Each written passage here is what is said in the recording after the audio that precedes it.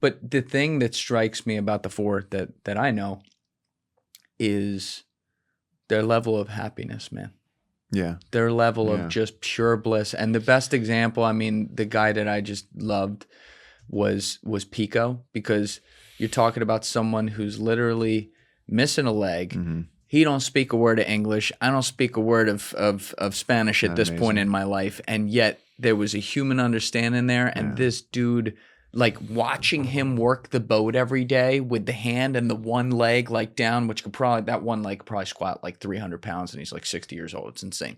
But like, he was just in his element, and there was nowhere on earth or no other job or no other thing that he'd rather be doing than that. And it was just like such a perspective grabber, because it's like, God damn, all the little shit that we worry about or say, oh, you know, we're unhappy about this or whatever. Look at this fucking guy. What's my excuse?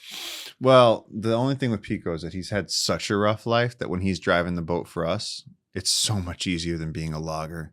And it's so much better than being alone. And he enjoys the playfulness of us. He does have that playful spirit. Yes. And so he has the contrast of that he's been through the worst pain, the worst abject poverty. And so when he's working for us, he's like, man, I'm making bank.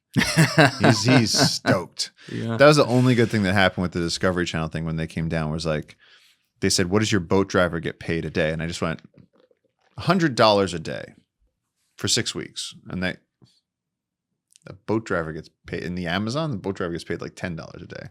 So I was like, when I told him, I was like, you're going to be making $100 a day, which is like 360 soles a day for 6 weeks. He looked at me and he went, wow. How is that possible? I was like, don't worry about it. I was like, just if they ask you, just nod. It's great. God damn. Well, we've been putting it off, and I do want to get to it now, because I've known for months we're doing this podcast, obviously, and you were doing another podcast before this, so I didn't want to check that out and see what's what. I kind of want to be surprised by it myself. But you and I have had some baseline conversations over the past, like, probably 13, 14 months about the Narcos problem. But to go all the way there, now that you're telling the story and it's public, let's just start at the beginning. These Narcos you speak of, who are they associated with? When did you first notice them? And when did you realize it was going to be an enormous fucking problem? The Narcos, first of all, in the entire time, basically for the entire trajectory of this book, it's like when I went down to the Amazon, started learning from JJ, we were in deep wilderness. Then we saw the smoke on the horizon and we started protecting it. Then we started turning the loggers and the gold miners into conservation rangers. That was the start of Jungle Keepers. But we could do that because JJ could go talk to the loggers and the gold miners, and they were people that, like, friends of his brothers, friends of his fathers, local people who were just like, my best option is to be a logger. My best option is to be a miner. And we were like, you want a better job? And they were like, sure, but we could go talk to them. And so one of the things we would always do is fly the drone over and just sort of scout and see, like, how many of them are there, you know, because you do have to be careful, right? It's not without risk. You've been to the edges of some of these clearings. And so on this, about 2 years ago, we saw this huge clearing spring up overnight on the side of the river above the reserve, which was horrifying because we said, wait a second, how did this happen? We thought it was safe. And now this huge clearing, I'm talking about like 6 football fields long, along the edge of the river, which is devastating, burnt to the ground. And so we went up one day and we had JJ, me, some of the staff. We even had donors with us. And I fly the drone up over the canopy and then down into the burnt area. And every time I fly the drone into a deforested area, the loggers do the same thing. The loggers see the drone and then they run into their huts. And they're just like little corrugated steel huts or thatched huts. They will run into the huts because they know the drone has a camera on it. They don't want to be seen. They hide. They ran, this time we flew the drone. It gets down low. People run into the huts. And we passed where the huts were. We had just gone upriver of the huts. And all of a sudden the people come back out with guns. And so I have the drone in the air, and this is like a really nice cinematic drone. So you're talking about a multi-$1,000 drone. And JJ goes, go, as they're running for their boat. So they're not running away. They're coming at us. And so we told the driver, gun it. Thank God we had a 60 horsepower. They had a 40 horsepower. But they're coming behind us, and I have the drone in the air. And we're flying the drone. And again, we have civilians on the boat at this point. Yeah, we have donors. We have people that Oh were my coming. God. They wanted to see the land that they had protected. And so down where we do the ecotourism stuff, where the tree house is and like where you stayed, it's safe down there. We're talking about 6 hours upriver, a totally different part of the river. And so now we're all the way up there, and now we can't even go downriver because we're above where the Narcos were camped. And so we're driving upriver. The drone is in the air, and the clients are picking up on it because they're like, "Hey, this whole Pirates of the Caribbean chase thing, like, what are they going to do if they get to us?" And I was like, "This happens all the time. They're just mad. They just want to yell at us, and like you can see them with shotguns. Like they're not joking." And JJ was like, "Oh, it's okay." He's like, "This happens all the time." And then he looked at me and he was like, "Not good."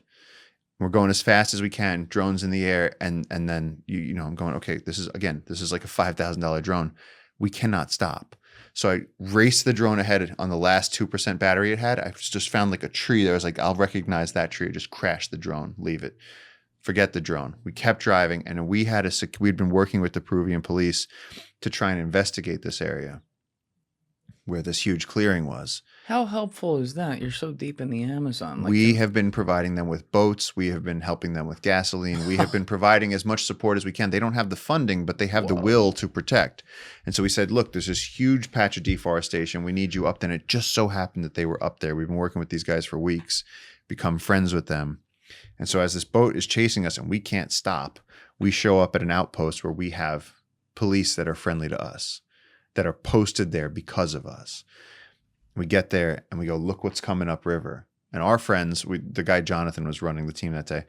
We get up there, we shake hands, everybody, they look downriver and you see this narco boat coming upriver straight towards us. And they were like, let's go. They got on the thing, they called back, they got on the Starlink, they called for support. They all put on ski masks, loaded up, got on our boat, and then we turned our boat right around and we drove straight towards them. Because now we're armed to the teeth. Now we outgunned them. And of course, their boat turned around immediately and went downriver. So we got a police escort all the way back down to the station. Great. Now we're getting off the boat. And again, me and JJ kept the whole situation. Even though there was guns and everything, we were like, hey, look, we're just using extra precautions. We were just trying to keep it. We're totally, who wants coffee? Everybody want coffee? Everything's fine. We can't go see the land today, but we could try it another day. Everything's okay. Professional faces all around. And then I shook hands with all the cops, ski masks off now. I said, guys, good job. Get back upriver. You only got another hour or two of daylight. Get back upriver. Get safe. Thank you for saving our asses. And, I shook Jonathan's hand, shook a bunch of other people's hands.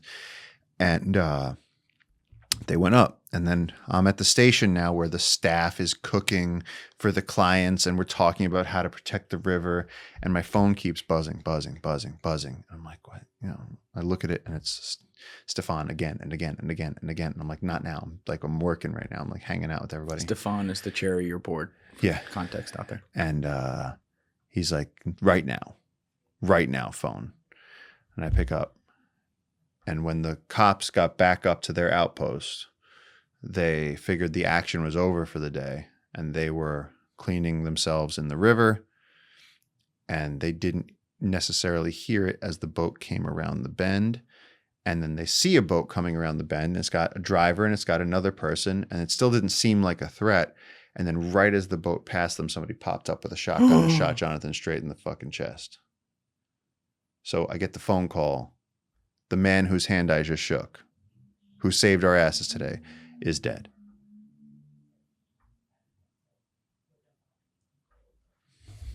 Whoa. So that day we realized everything changed. It had been like 2022, 2023, 2024. It had been like this sense of success and building, and we're going to do this and it's going to be great. And then if it was a movie, it was like this montage of hope and increasing capability. And then with a gunshot, that all ended. All of a sudden we got plunged into danger land where we said, wait a second, what? Like it hadn't even occurred to us that this was possible. And then all of a sudden our friend is gone, just period, gone. And now there's people on the river.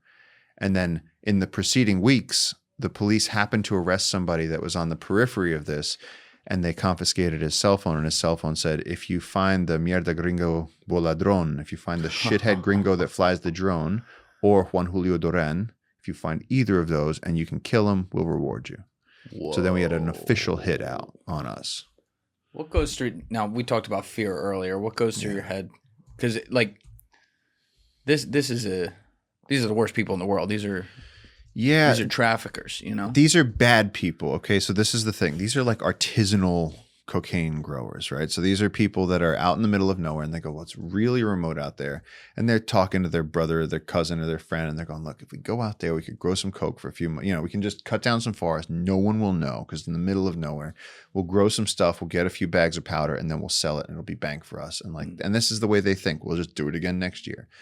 And that's their whole business plan, right? So they're desperate too. But in that narco culture is that violent streak where it's like, if we get caught, we're going to go to jail and we're not going to jail. So we'll shoot you first. And so it's not like the loggers. The loggers, it's kind of like, it's more of an innocent sort of Robin Hood thing. It's like you catch us, we get fined, we go to jail for 2 weeks, we come out. It's like, it's much more the thing is the threat level increased and we didn't realize it. The cops didn't realize it. Nobody realized it. And now we have a dead friend. And this is the end of 2024? This is the beginning of 2025. This is last year in April, maybe. This is recent. So you called me right after this. I didn't realize that because that's when you first told me about this. Yeah, was like the end of April. Yeah, and then weeks after that happened, you know, they basically said to me, they said, "You got to get out of here." They said, "You're way too recognizable." They said, "Even if we put Who told you that? The cops. The cops. I mean, then we had to work with the security team. We had to then we have secure. Now when I'm there, I have a security detail to this day. Yeah, oh yeah. And is it like the Peruvian cops? Yes, and if I want to buy a banana, I have to be like, everybody up. We're walking to the market. 6 people on either side of me. There's 2 other guys spotting, and so now I've gotten to the point where if I want to go buy a banana, I go, guys, could you just get me a banana? It's easier than going anywhere because to mobilize a team of people and cars and things. And also, it takes the fun out of going anywhere to be. That's gotta annoy the fuck out of you. Not just annoy the fuck out of me, but it's also it's really dark. The idea of that someone's going to come and try to shut you off. Yes. And that you might not even see it coming. That's horrifying. That I feel fear for. That is very scary. And that fear was realized on the day that JJ. You know, the way we leave the station, you leave the station by boat, mm-hmm. and then you get to the edge of this road, this logging road, and then you take the logging road back to town. And the logging road meets up at the Trans-Amazon Highway and then goes back to town. And so me and JJ all the time we do it almost every, once a week we go back to town. We take the river down to the logging road. Our car meets us there, and then the car takes us back to the nearest city. And so I had just been told that I couldn't be in Peru anymore, and so I'd come home.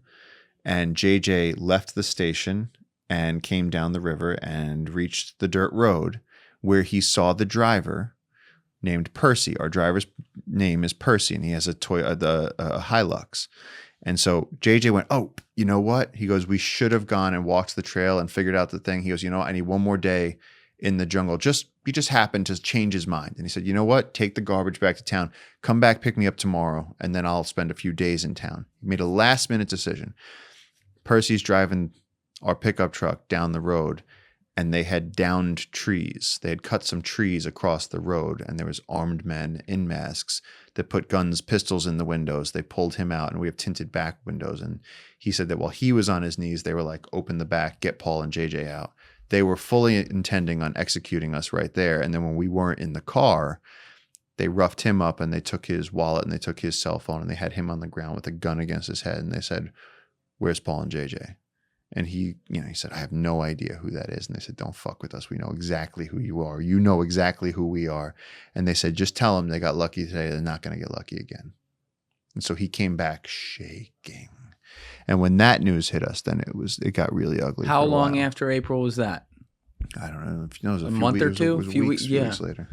Are you worried, though, about them coming to the research station and where you are? No. I mean, they know where it is. No. Also, now at the research station, they would have to have an army to get into the, because we're very well protected now.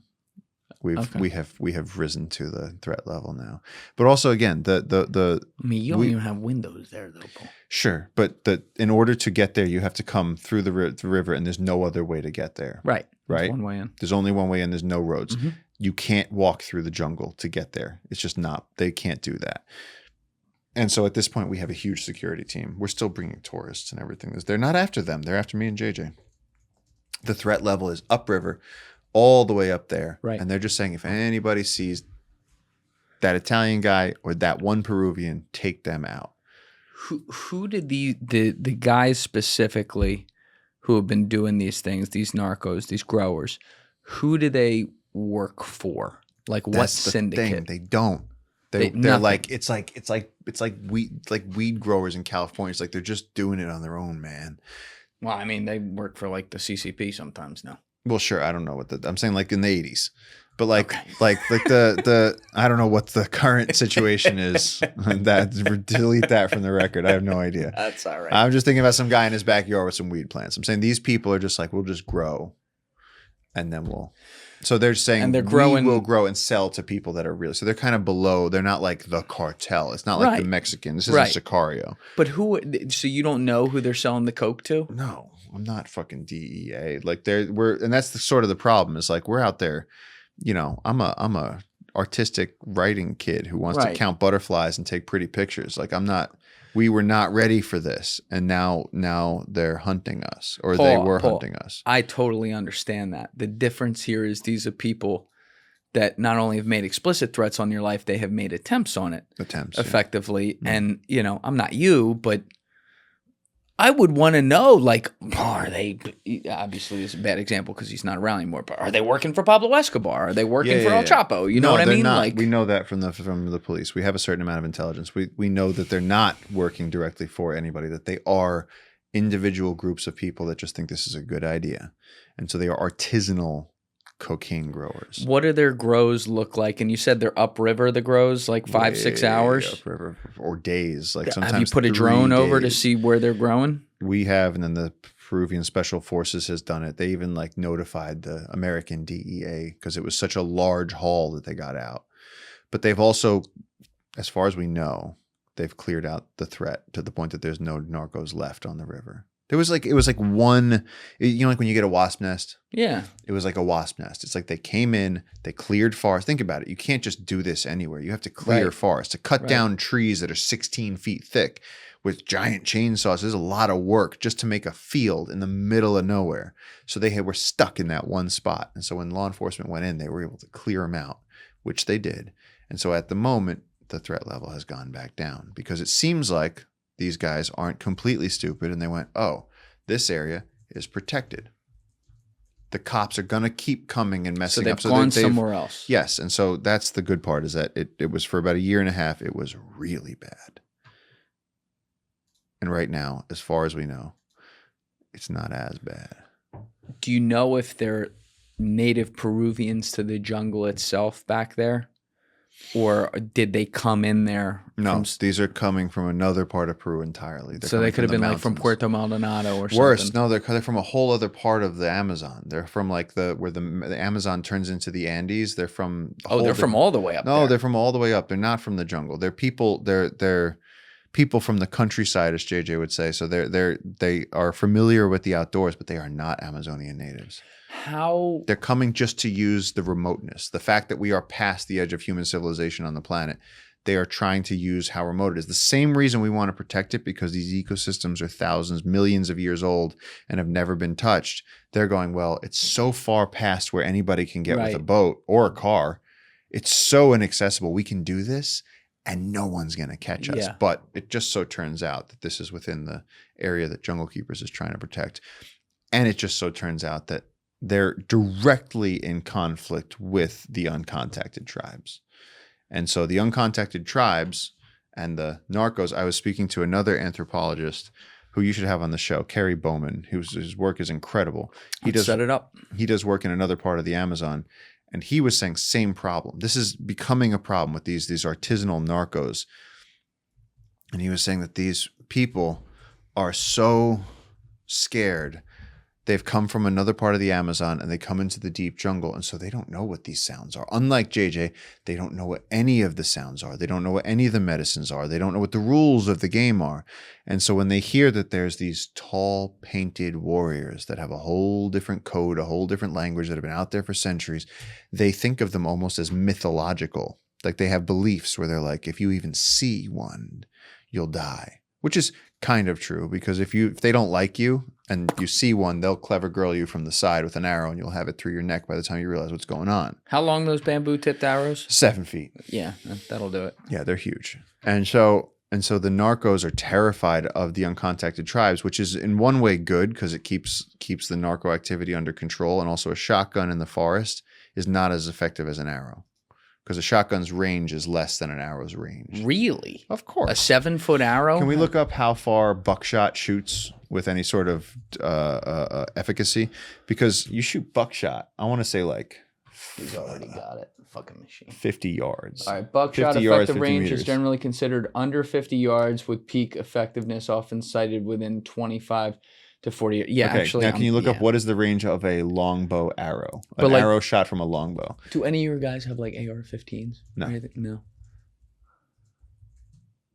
Okay, a longbow arrow is going to be 200 to 300 yards. It's not even close. Not even close. Not even fucking close. Not even close. And in the jungle where you know buckshot's going to be hitting leaves and vines and twigs and things, to actually shoot, I might get a little bit of you, but I'm not going to, those arrows, if they get you, it's a whole machete going through your body. You ain't going to get up. Yeah, I remember when we first met before you did the podcast. It was August 2022, and you went down for the fire season. Yeah. So I've told this story before, but I texted you maybe like a week and a half to you being in there, and I was up editing one night at like 3 a.m. and you hadn't answered for like 3 days, and then you got to a sat phone or something, and you sent me like, it was like a shuddering, like kind of like 3-paragraph text, like, yeah, we ran into the uncontacted, or so-and-so ran into the uncontacted tribes, took a bamboo through the temple. Yeah. He's gone. It's just like... Yeah. Fuck, man. Yeah, I mean it's like the Wild West, but wilder.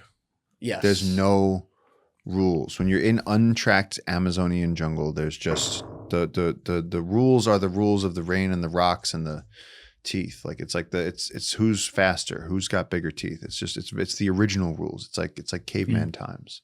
And how wide, I'm trying to think, when you're going up Madre de Dios River, the average spots that you're going up, like across the way, how wide is that?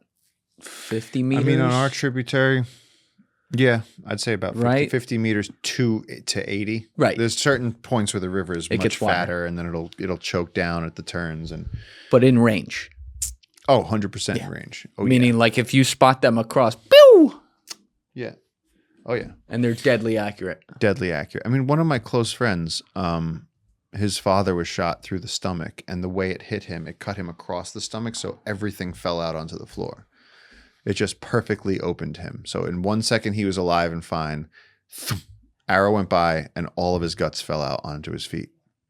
And so his son was there with him. And then they started noticing that the animal sounds had been different, and that there was multiple animal sounds coming from multiple directions, and the tribes were talking in animal sounds so that they hadn't noticed. And then the kid ran for it and ended up living. The father, of course, died because there's no way of putting. But he's my friend. I know him. Very nice guy. All right, back to the Narcos for a second.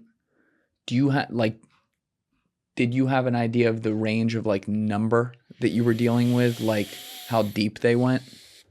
No. At the time that happened, it was very scary. I mean, again, we're running scared on a boat. We're boating as quickly as we can, and then afterwards. I mean, I know. I'm saying afterwards. Even afterwards, it was like we have to start finding out. You know, we have to go to the police and be like, look, this is now beyond our hands. I mean, we can have rangers going around with boats and reporting to you guys when there's logging, but we have no idea how to deal with this threat. Right. You know, so it was really, we had to up everything about our operations. It became a lot more expensive to protect land because we have to do it now with, it's not just protect the land and stick some rangers on it. It's protect the land, stick some rangers, bring security. It's a whole bigger thing now. And so this is horrible with the loggers. It's like sort of, it's, you know, it's like you're running a marathon and you're coming into the last third of the marathon and somebody jumps on your back. It's like, it's just not what you needed right now. This is, and they're trying to stab you in the neck. It's like, it's just not, this is hard enough. The way it was. Now that they're hunting us, it has truly become, you know, this was a dangerous job before that. The whirlpools, the falling trees, the vipers, the Amazon itself, the rushing river. Now there's angry people that want to kill us out there. And so And if you look at the numbers of, I mean, again, this is probably a stat that we could pull up, but like how many environmental defenders are shot in the Amazon every year? It's many. This is an ongoing thing where people will stand up for the forest, whether it's local people or people from outside, and then they will kill them. 2024 data in 2024, at least 146 environmental defenders were killed or disappeared. Or disappeared globally, with the vast majority of these occurring in Latin America. Yeah. There it is. Like it's an ongoing. They know how it works, because there's usually a figurehead at the top of the organization, like me or JJ. And if you can cut the head off the snake, also if you can devastate enough, if you can cause that shock and awe of letting people see a fucking body, they'll stop. They'll leave. Also, like what kind of... I know it's in Peru. Peru's a nation. They have laws. But this is so far beyond where the cops or military generally go. Like, are there even laws out there? I mean, technically. Technically, according to who? You know? Right. Again, if me and you are in Alaska and we are 150 miles away from the nearest police station, you know, and we get into a bad argument. The only thing that stops us is our own ethical framework, you know. Or if we run it, let's rephrase that, because me and you is a bad example. But let's say we ran into a bunch of people and they wanted to rob us. What's going to stop them from doing it? The only thing that's going to stop them from doing it is if we have guns sufficient to fight their guns. That's it. Because if they have more, even if we were loaded with pistols, they have shotguns, they're going to win. Period. And so it really comes down to who's got bigger teeth and stronger muscles. It's like the original old school rules. Yeah. And so we're days past. I mean, I'm talking days by boat, where you go drive for a whole day through the jungle. You don't see anybody except for animals. And then you drive for another whole day. And so when you get to those places, we're in the middle of nowhere. Yeah. The bad guys have figured out that if they can go out there, nobody can mess with them. And so whereas it used to be, I mean, and Mother of God, I was going on these solos deep into, you know, national parks that only JJ and the indigenous people have access to, and going far, far up. But we knew that there was no people up there. You knew that it was just pristine jungle that had been growing for 30 million years. Now on our river, it's like everything is coming to a head. Right. And then recently, this is not like public knowledge, but, you know, someone came back with pictures from way out in the Amazon, and there was a mass grave where apparently the Narcos had rounded up the uncontacted tribes and just shot dozens of them. And so now the Narcos are realizing just kill everybody. And so the thing is, the wildest place on earth now has pressure from the narco traffickers, the loggers, the illegal gold miners. There's roads coming in. We have this diamond. We have this beautiful emerald thing that we're trying to protect, that's filled with millions and millions of animal heartbeats. It's the most incredible, interconnected, complex wilderness on earth. And we're begging the world to help us protect it. And the only thing we need is the funding to finish it. We've already shown that we can do it. And so it's just a race against time.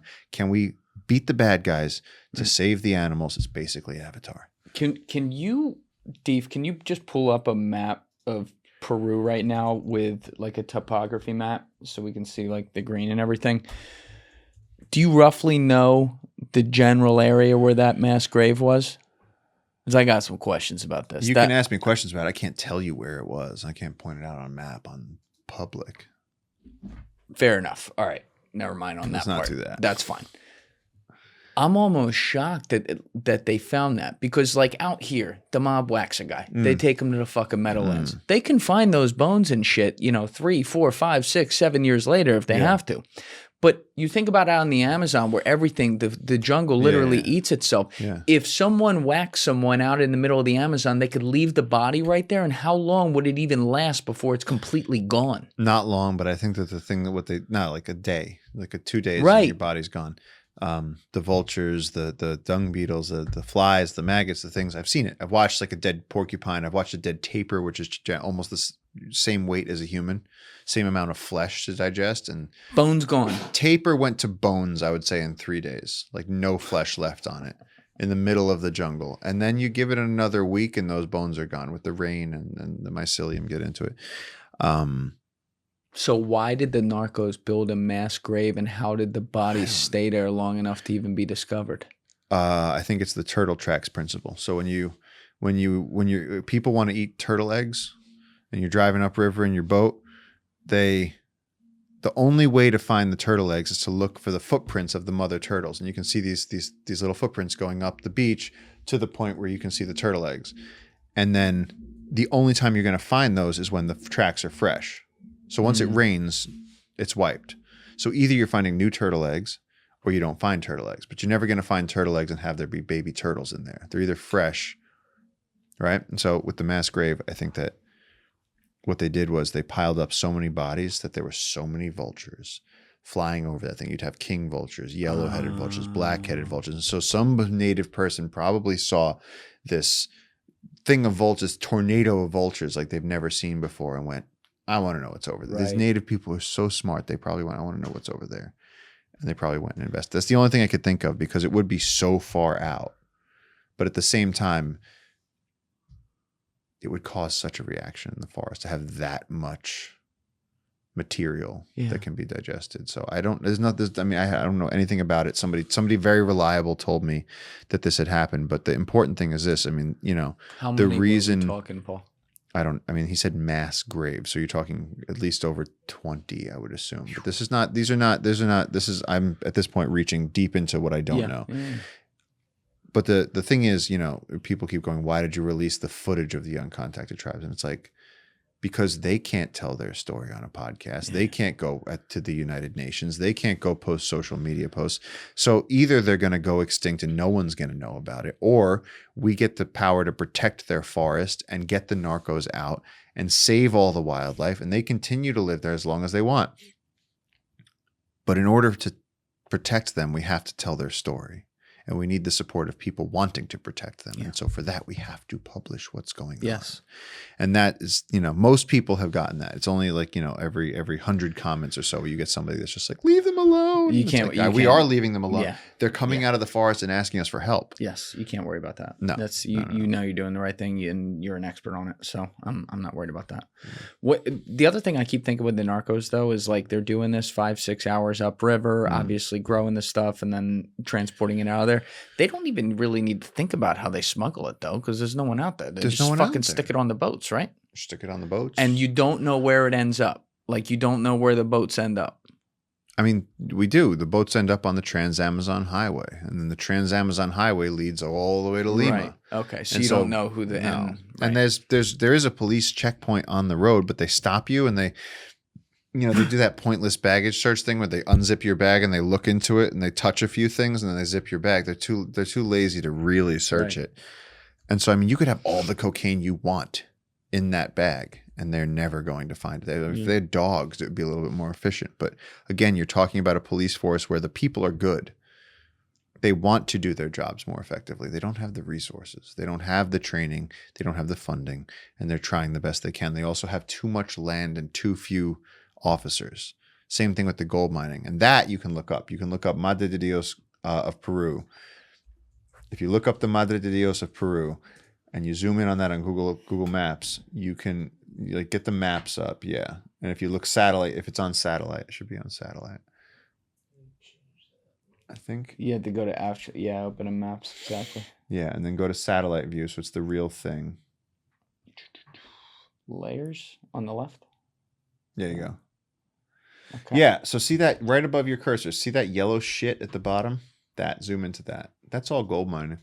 That's all gold mining. That's all gold mining. That's hundreds of thousands of acres of gold mining. Now, you and I in episode 124 talked about that at like the 29, 30-minute mark. So you've talked about this before, but for people who haven't seen that or haven't heard this, like, who runs these operations? Wait, hold on. I literally want to take a picture of the screen because that's kind of funny.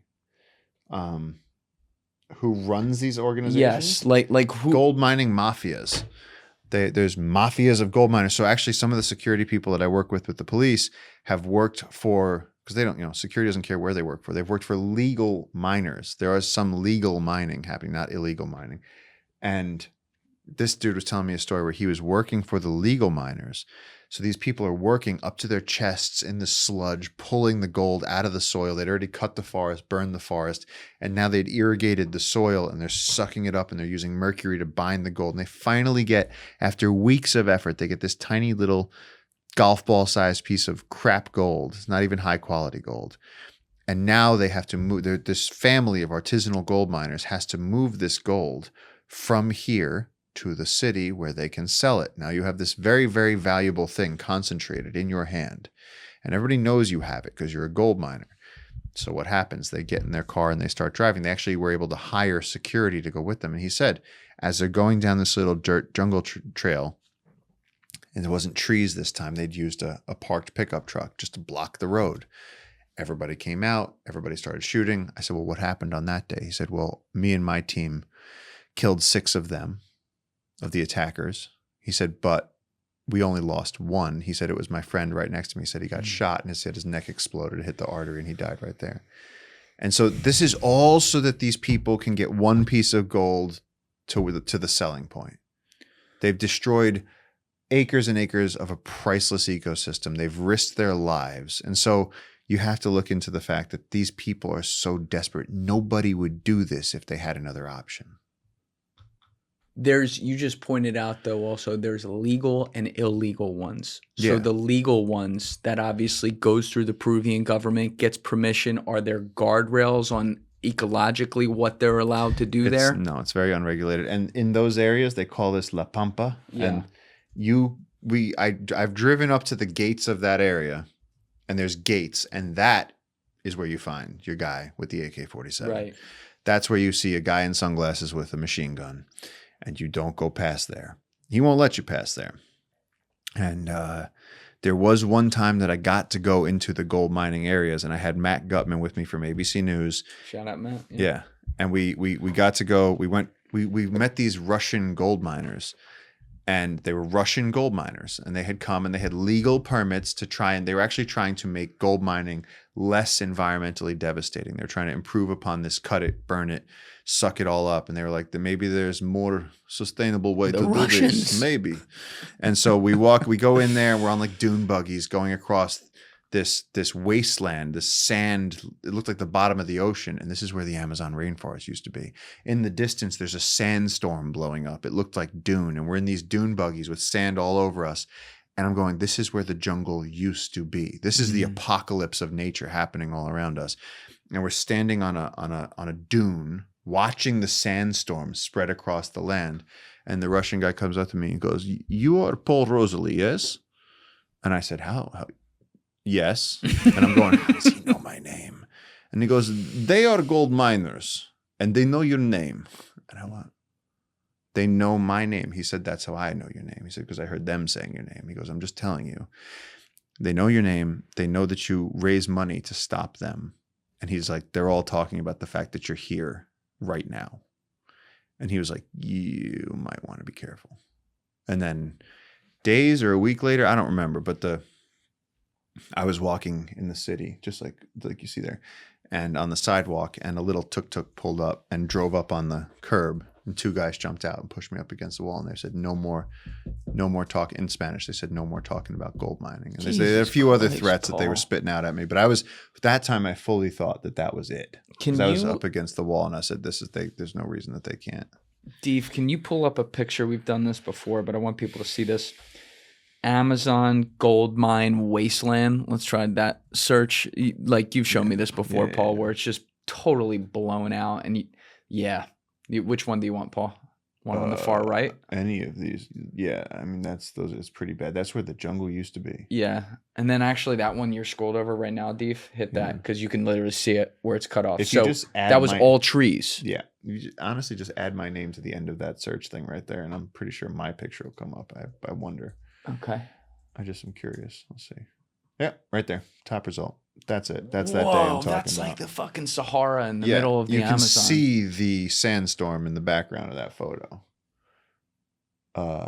That's just such a horrific picture. And that pipe coming out the front, that's what they use to suck the earth up.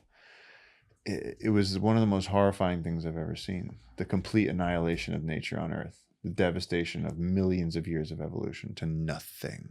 And how much is this type of destruction growing? Like, do we know a rate it's growing at, or has it been somewhat contained at this point? It's been growing, and the problem is that the military is scared to go. The Peruvian law enforcement is scared to go in there now because the miners are more numerous than they are. What about the military? I mean, the military can be called in. A few years ago, they came in with helicopters and commandos, and they came in and they blew up a bunch of shit. They arrested everybody, and then they had a few problems. One, they had hundreds and hundreds of people they just arrested, and most of them are artisanal, small scale people. They're not bosses. They don't have anything. So eventually you have to let them go. Next, they just blew up all this mining equipment, and the damage is already done, and half the people ran off into the surrounding jungle. And so within a few weeks, everybody was back at it, doing the gold mining again. And then so you go, well, what do we do? Another huge. But the problem is, if you don't have a better alternative for these people, just like the loggers, if you say stop logging, they're going, I'm not going to stop logging. I got to feed my daughter. I'm not going to stop logging. But if you go, hey, I have a better job for you. You can work as a ranger. We'll give you a T-shirt. We'll give you some binoculars. You can drive a boat, right? And they go, yeah. And they go, well, we're happy. You don't have to run from the law either. Well, then they're happy to do that. But now you have to find a way to replicate that for tens of thousands of people that are destroying this ecosystem because they're desperate and they don't have any money, and they're willing to risk their lives for a couple of nuggets of gold and then try to get that to the place where they can sell it before they get shot. It literally is like the Wild West. And then people are coming with masks on and pistols and taking that gold from them. They're the poorest people on earth being robbed by the slightly poorer people on earth. It's just, it's horrible. It's No Country for Old Men. It's just dark. Above that, like above the level of these mafias. Yeah. Like I'm just thinking about the logging we've talked about in the past, where the funding can be traced back to America, China, different countries around the world. Like enemies are like all doing the same damage and shit, and then all the countries are buying the product that they get there. Do we also see like nation states funding some of the gold mining as well? Not in this case. I think that most of the logging most of the gold mining that's happening here is such low grade gold that it's not going towards like jewelry. It's not being exported to Europe. Or America. This is like gold you use in like electrical work. It's not. Yeah, this is all that risk for just that. What's the most valuable thing out there? But again, these people, there's so much.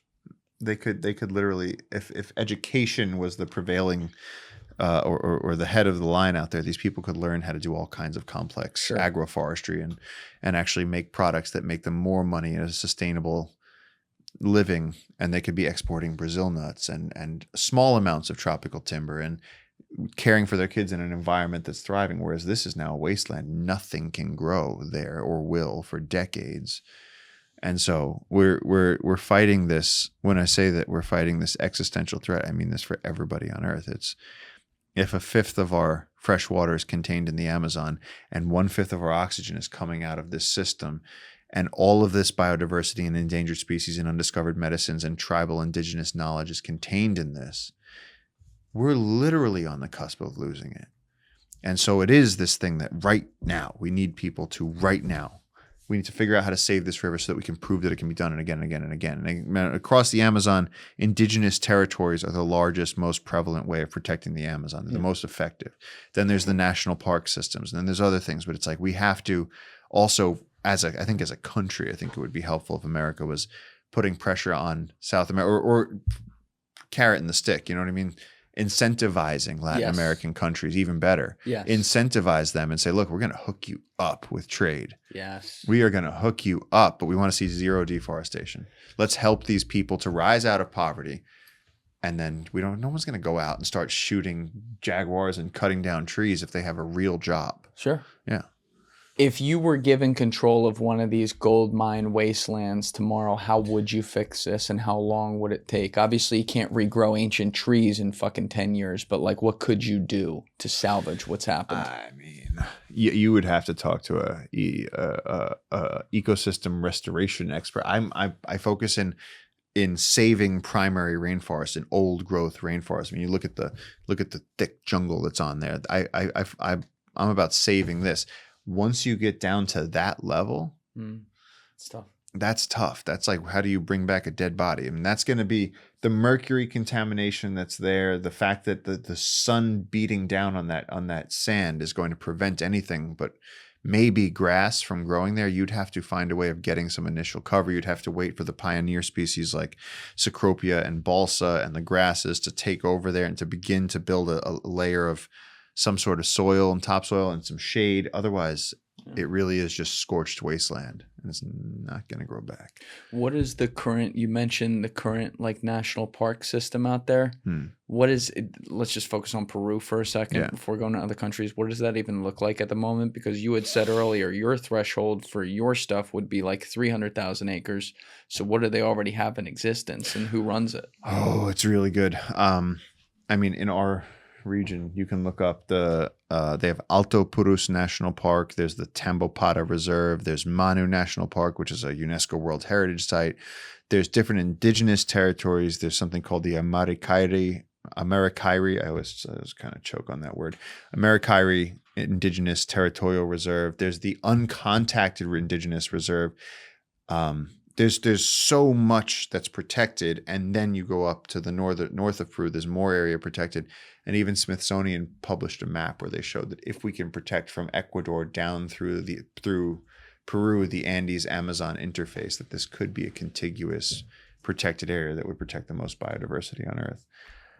So there's massive amounts of hope out there. It's just that we need more people. We need more action. And that's why this has been so great with the book, is like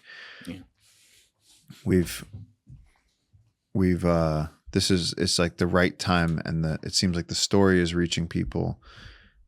And I think the message of the book is understanding that I think a lot of people feel like they individually don't have the capability to do something. And I think that what this proves on a number of levels, whether it's JJ, me, Jane, that you absolutely can. And there's different levels of it. You know, nobody should do what I did. What I did was sort of suicidal. Suicidal? Well, I mean, in the sense that like I would never tell anyone to go do what I did. You know, go out on solos for 15 years, live out of your backpack, have no plan B. Fish with your fucking skin on the bottom of your foot. Develop crucial life skills like fishing with the bottom of your foot. That's why there's one Paul Rosolie. Amen. Now, what about, you mentioned about 60% of the Amazon is in Brazil. Yeah. And there's been all kinds of political shit going on with their government there. What's the current standing of like the job they're doing in protecting the Amazon? Obviously, it's different than where you are. You're in Peru, but how much do you know about that? It's not great. And the last administration, the Bolsonaro administration, he actually encouraged people to go into the Amazon and settle it. It was like manifest destiny. Settle it? Settle it. He said cut roads. He actually provided funding for people to go out, cut roads, deforest, set up farms. It was like he said, we have all this territory in our country that we're just not using. This is unutilized potential that could be having economic output, and an ecosystem just standing there isn't actually putting dollars in our pockets. So he went, get out there, do that. And then, if I'm not wrong, and this is one of those ones of disclaiming, I'm saying that I believe I'm not wrong. He actually said something to the effect of like, get rid of the indigenous people, get rid of the tribes. What is it? Like kill them? What is that? Yeah, can we pull that up? That's Bolsonaro crazy. Tribes, something. It was something very extreme. He's referring to all of them, the ones known and the ones uncontacted. I remember just watching it and going, that is. I mean, people talk about like racism. It's like this is. Yeah, that's crazy. This was wild. Bolsonaro wanted to exterminate us, claims indigenous leader Rayoni Metutire. Kayapo chief tells in memoir of seeing former president in his dreams and of warning Lula not to repeat past mistakes. Okay, let's go but that's his dreams. I'm saying I know that I saw a video of Bolsonaro saying something where it's like, he's like, we don't need these, like, you know, something very dark. Okay. I'm trying to see if there's anything that mentions that in here. Can we just Google Bolsonaro quotes on eliminating indigenous tribes? Let's see if that's okay. Jair Bolsonaro has a long history of controversial and widely condemned remarks regarding indigenous tribes in Brazil and advocating for their assimilation, the exploitation of their lands, and expressing admiration for the historical eradication of indigenous population in other countries. A frequently cited quote from a 1998 interview published in 2015-2016 shows him praising the actions of the U.S. cavalry.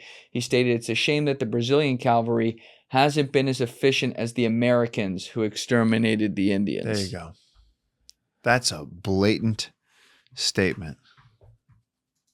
So you have a guy like that who can say that it's unfortunate that we are not able to exterminate indigenous people more than we have. You have that guy running the country that has some of the most sensitive, pristine cultures on earth.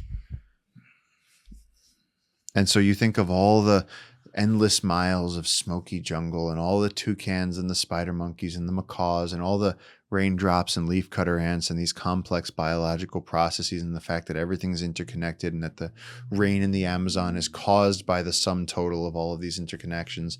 And then you have China and the World Bank and the IMF and guys like Bolsonaro who just want to make money and they want to use it as space and they want to clear aside that. I mean, just imagine if it was a town of people and you said, we're literally going to bulldoze the town with the people in their houses and then burn it.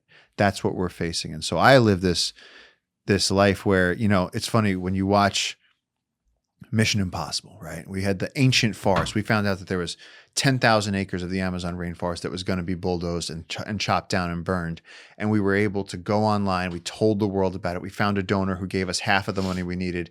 We went to Instagram. The word spread around the world, and we were able to raise $350,000. We protected the ancient forest, saved, right? But that was 2 weeks of like psychotic work and expedition up there, meeting the landowners, using our indigenous wisdom, sending JJ out, talking to the police, signing with the lawyers. Right. I mean, monumental efforts. You get across the finish line, you fall on your face, but you pick your face up and you go, but there's more smoke. It's the next one. So it's like, even if you can ride the motorcycle and jump off the mountain and land it on a train and then parachute down and stop the bomb from going off, but that's great. But then you got to do it again tomorrow. Yeah. And you're only going to get lucky so many times. It's like and you swatting flies.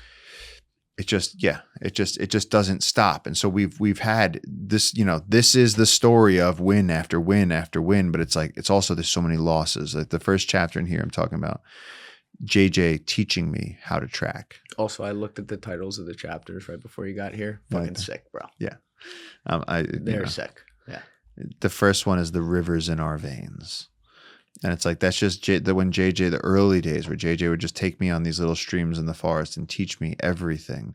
And then that first stream that we used to explore for years and years and years, that then they burnt it down. And now it's gone. They just burnt it down. Settlers came in, took it as a farm. They burnt it down. They planted yucca there for a couple of years and now they're gone.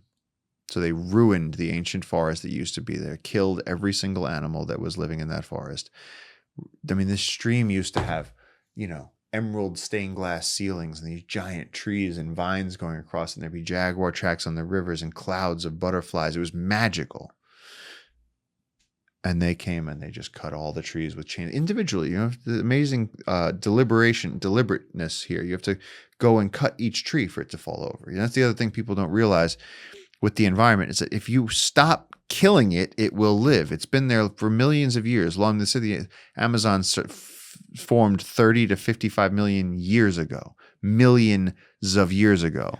And so this system has been complexifying for millions of years, it existing right there, all the trees. And if you look at some of the millennium trees that stand there, you look at 1,000-year-old tree, you see that tree was there when they were painting the roof of the Sistine Chapel. That tree was there in World War I. That tree was there in World War II. That tree's been there my entire life. It's been this sentinel of the ages, of the centuries, and then they cut it over. So that story's over. And think of how many millions of animals have lived on the branches of that tree over the course of the centuries that it was alive.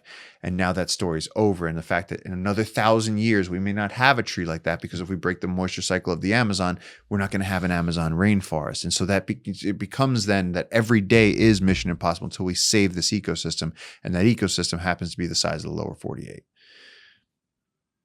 And we're the last generation in history, because once we cut too much of the Amazon and it can't produce the rain that makes it the Amazon rainforest, and it's going to dry out and become a wasteland. And then you're talking about post-apocalyptic panic on this planet because everything is going to change, and then our weather is going to go crazy, and it's like you're messing with all the dials. And so the fact that we can protect this, I don't think it's a very big ask. And if you're going to go the Jane Goodall route, the Gandalf route, you go, hey, there's still time to do this. So it's not a big ask. I mean, to protect the rest of our river, we need $20 million to protect the rest of our river. I just met somebody who was working. I just met somebody who spent $20 million putting in a new cafeteria at their company, and I was like, easy. So this money's out there. Here's the check. So here's some chairs and a counter and a few Coke machines and a roof, and it's $20 million right there. We could save. I mean, we're already protecting land that's half the size of Singapore. It's 9 Manhattan Islands. One less building in New York could make a big difference. There you go. Yeah. Make a huge fucking difference. You've talked about before how you don't know where the percentage cutoff is, meaning you don't know when it gets to, whether it gets to 30 or 35% or 40, the Amazon cut down, where it's the point of diminishing, like diminishing returns. Yeah. Do you feel like we have, I don't want to say halted, but done enough good over the last 3 years to kind of keep things at even just status quo of losing the Amazon, or are we still statistically losing too many trees? We're still losing too many trees every year, but again, it can't. You're watching the water slide out of the bucket, and it's like we're slowing it, we're stopping it, but it's still leaking. It's still going, and it's only one bad administration away from being devastated. Right. And the thing is, you don't want to go close to that. You don't want to, how close can you go? How many, what is it, rivets can you take out of the wing of an airplane before, you take 1, 2, 3, 100, you're fine. Big plane. And how many does the wing come off? That's right. You don't know. We don't know. Someone knows. But with the Amazon, nobody knows because it's never been done before. And why would you want to push it to that? And so I think that, more and more people are understanding that you need healthy ecosystems for human life to thrive, that these things come standard. They're free. These ecosystem services are free. Life on Earth comes standard with fresh water in the streams. It comes standard with fish in the ocean. There's food everywhere. There's sunlight. There's plants. There's ecosystems. People understand. People start talking about, we should, we're going to go to Mars. Great. It's Bill Maher. I loved Bill Maher's thing about where he goes, fuck Mars. And he's going, he goes, there's things that are not on Mars that are on Earth. One example is air. He's like, you don't understand. We have ecosystems here that create the environment you live in. Without oxygen in the air, that is because of the ecosystems. This doesn't work. And so I think people get very cavalier with their ideas of what's possible. We live on this tiny little crust of the Earth. That's it. And that's very, very delicate. And something like a hole in the ozone layer, or you hear that when Krakatoa went off, the entire globe cooled because of the smoke from Krakatoa. Actually, when was that? I think it was like the whole world cooled because of that. I believe that you can see it. When? Krakatoa? No. All right, Krakatoa's most famous and catastrophic 1883 eruption occurred from a series of massive explosions culminating on August 27th, 1883, though activity began in May and ended in October that year, with the final basis causing immense tsunamis and killing tens of thousands in Indonesia. The explosion destroyed over 70% of the island, collapsing it into a caldera. It generated colossal tsunamis, some reaching 120 feet high, leading to over 36,000 deaths, primarily on Java and Sumatra.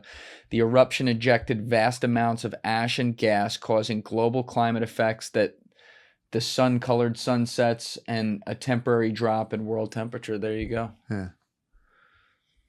So like a single volcano affecting global temperature. You talk about something like the Amazon rainforest. That's pretty much the defining feature of our planet. It's like the face of Earth. It's the big, nice green thing as you're coming in. This is what I don't think there's anything more important right now than making sure that we survive this period of adolescence. Everyone's very, very concerned with the future, but it's like until you can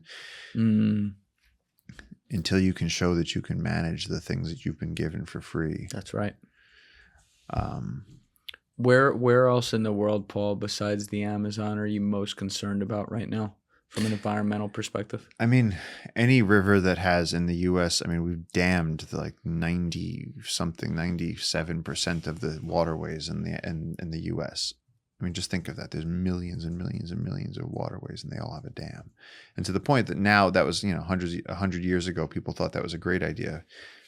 They're starting to take down the dams now because salmon fisheries, whereas we're at 5% of the amount of salmon that used to be in a river. 5%. In a lot of rivers, yeah. We've devastated so many animal populations. They've come down to barely viable populations. Yeah, 5% is crazy. Where we used to have billions of salmon coming out of these rivers. And so what's more valuable, a dam to make a little bit of electricity or having salmon that bears and people and the ecosystem can all depend on? The salmon. Right. Thank you guys for watching the episode. If you haven't already, please hit that subscribe button and smash that like button on the video. They're both a huge, huge help. And if you would like to follow me on Instagram and X, those links are in my description below.